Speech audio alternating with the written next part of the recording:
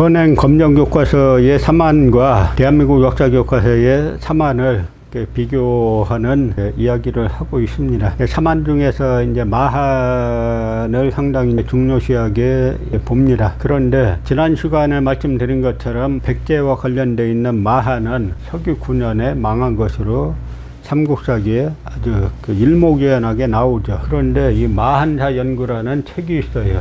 이 책에 대해서 뭐라고 써놨냐면, 마한의 성립 시기에 대한 기왕의 연구들을 보면 기원전 3세기 설, 그 다음에 기원전 3세기 중엽설, 그 다음에 기원전 3~2세기 설, 그 다음에 기원전 2세기 전반설, 벌써 4개나 나왔죠. 그 다음에 기원전 1세기 후반설, 아주 많아요. 아무거나 골라 잡으면 된다 하는 이야기예요. 이 말은 무슨 뜻이겠어요?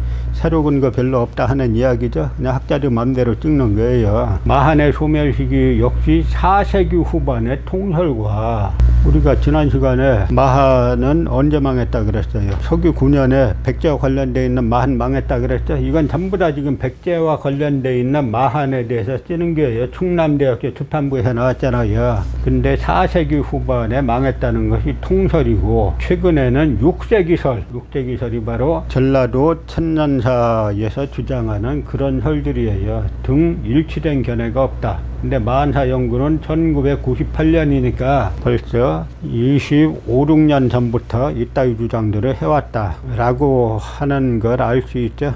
이 사람들이 일치 단결해 가지고 서로 자기들끼리 이런 주장들을 하니까 일반 국민들은 마한에 대해서 일반 국민들이 전공하지 않았으면은 이야기하기 힘들잖아요. 그런 맹점을 이용해 가지고 온갖 이런 이야기들을 하고 있는 겁니다. 그런데 최초연이 마한은 고구려다, 고구려가 만을 계승했다, 그런 이야기들을 했죠. 많은 게 아니라 이 삼국사기에 보면 고구려 태조대왕 69년 121년에 이런 기사가 나와요. 태조대왕이 마한과 예맥의 기병 1만여 기를 거느리고 현도성으로 나아가 포위하였다.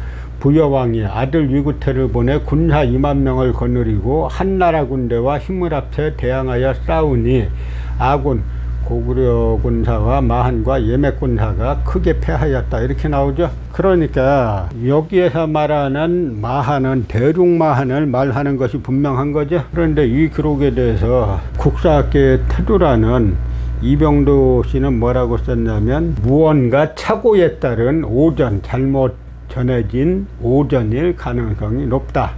다만 이 기사는 후한서를 전제한 것이므로 5세기 초에 편찬된 후한서에 어떠한 연유로 이 기사가 들어가게 되었는지 면밀하게 검토할 필요가 있다. 삼국사기의 121년에 고구려가 마한과 예맥을 거느리고 후한의 현도성을 공격했다는 기사가 나오니까 무언가 착오라는 거예요. 그런데 그 다음 해에 122년에 태조왕이 또다시 마한 예맥과 함께 요동을 침입하였다.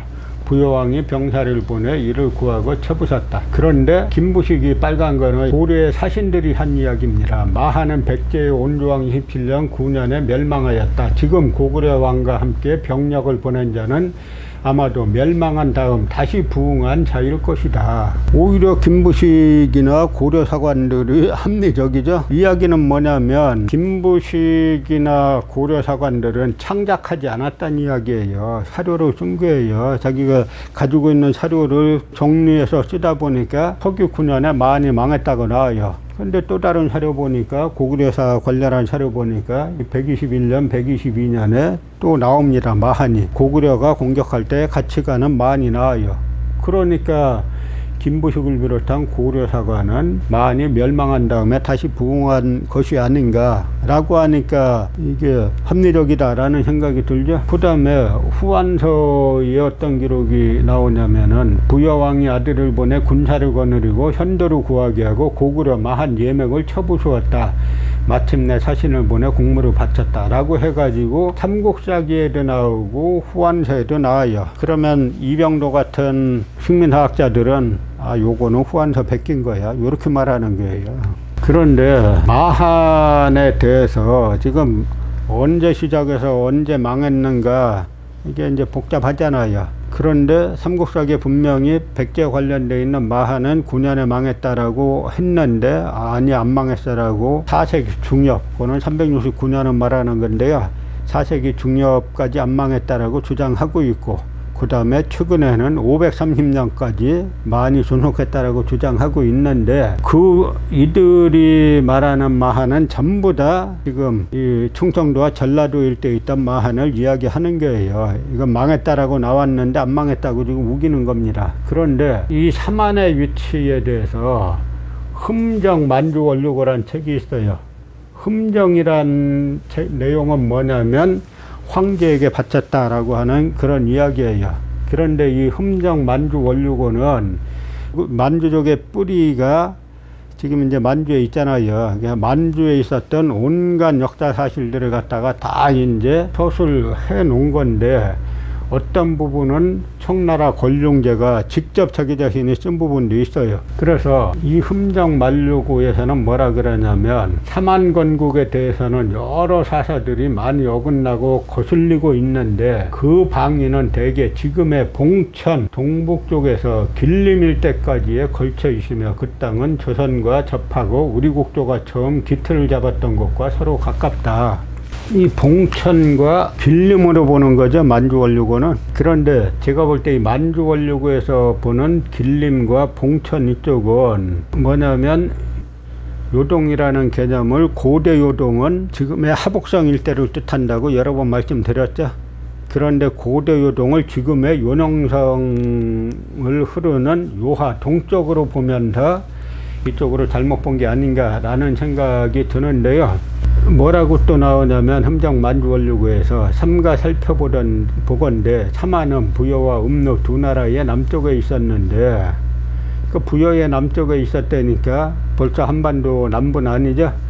78개의 나라를 통할하고 영토는 사방 사천리였다. 마한은 북쪽으로 낙랑과 접해 있었으니 곧 관할 지역이 지금의 개평, 복주, 영해다.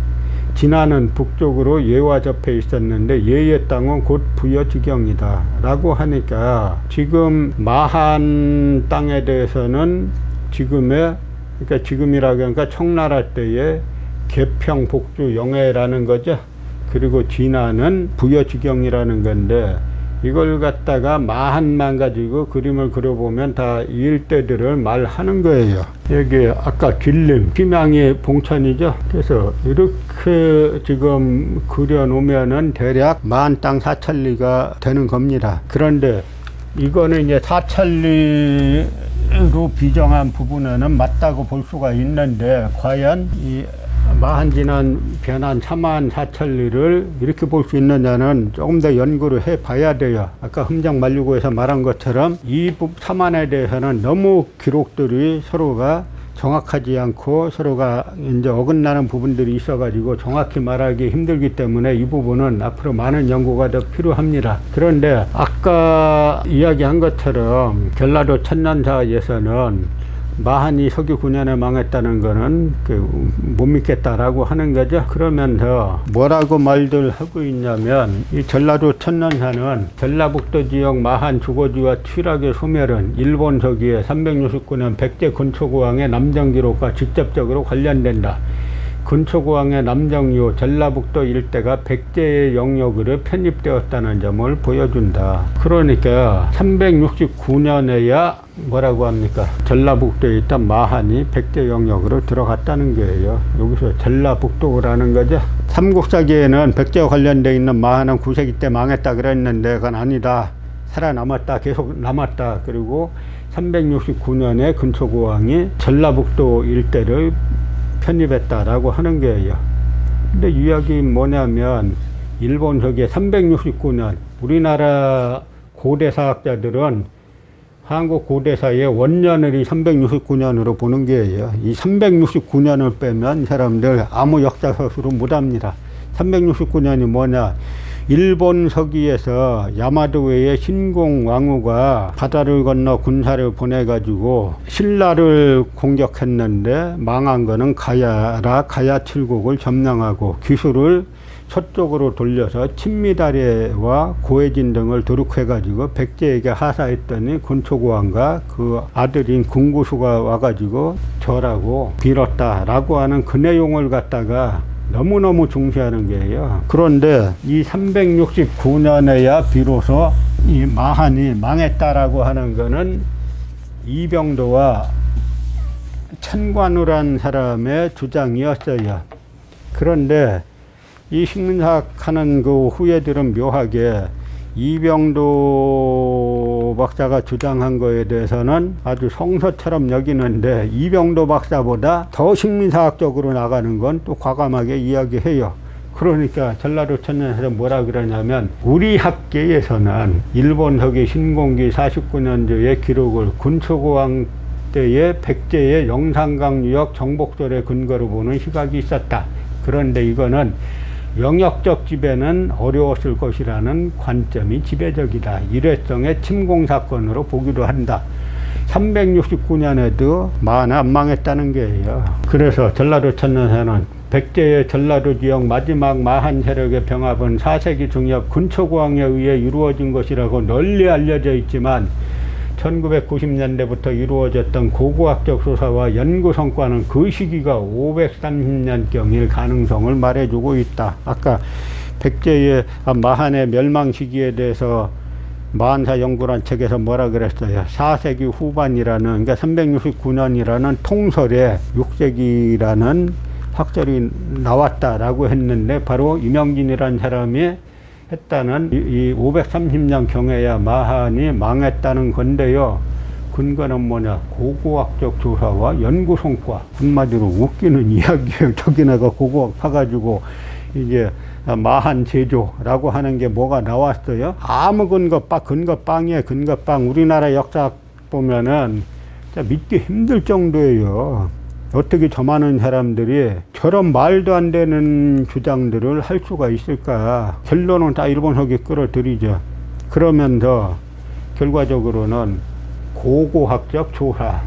우리 고고학 누구 알아? 우리끼리 하는 거잖아. 그냥 우리가 요거 보니까 530년까지 요거 있었던 거 요거라고 주장하지 뭐. 요거 마음거라고 주장하지. 근데 하필 왜 530년이냐? 이 사람들은 말로는 가야라고 부르고 속으로는 임나라고 읽는다 그랬죠. 바로 530년에 금관가야가 멸망하고 560년에 대가야가 멸망하잖아요.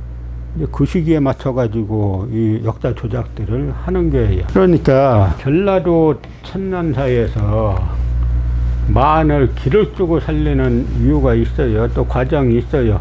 서기 9년에 망한 마한을 되살립니다. 그리고 전라도를 백제 강역에서 배제시켜요. 전라도는 백제 땅 아니라는 거죠. 그리고는 이 한국 식민사학계 성서인 일본 서기를 끌어들여 가지고 일본 서기 신공 49년이 249년인데요. 여기다 자기들 멋대로 120년을 더해 가지고 369년이라고 해석한 다음에 369년에야 비로소 마한이 멸망했다 라고 이병도하고 천관우란 사람이 주장했어요. 그런데 전라도 천년사의 요즘 학자들은 이것도 아니야. 우리 마한이 그때까지 안 망해서 530년경까지 존속했어. 왜냐? 사람들이 마한 존속이라고 말하는 그 시기는 뭐냐면 이 전라도가 야마도 외가 지배했다라고 주장하는 거예요. 야마도 외에서 온 사람들이 전라도 천년사에 보면은 한 패거리는 당시 야마도 외에서 중국 남조로 사신들을 보냈는데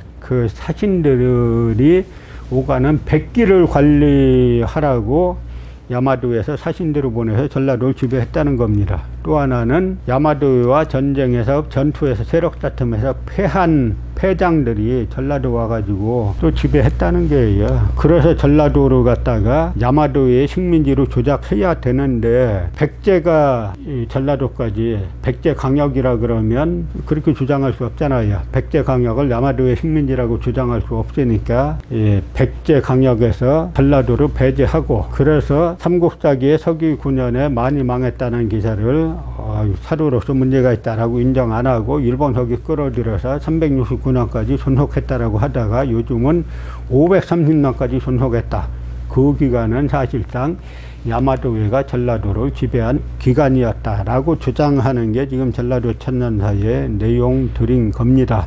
그래서 이 큰 틀에서 보면은 한반도를 반도사관으로 나누고 반도의 북쪽에는 중국 한나라의 식민지인 한하군이 있었고 반도의 남쪽에는 야마도의 식민지 임나가 있었는데 이 야마도의 식민지가 경상도뿐만 아니라 전라도까지 다 지배했다라고 하는 식민사관을 지금 전라도 천년사가 아주 충실하게 반영하고 있는 거죠. 그래서 우리가 사만사, 마한사에 대한 정확한 인식을 갖는 거는 우리가 낙랑군의 위치, 대방군의 위치를 제대로 인식하는 것 못지않게 중요한 이야기들입니다. 어떻게 보면은 이 사만사 왜곡이 일제식민사관의 가장 핵심 내용이에요. 왜냐하면 야마도회가 고대부터 한반도 남부를 점령했다. 그래서 근대에 일본이 한국을 점령하는 것은 침략이 아니라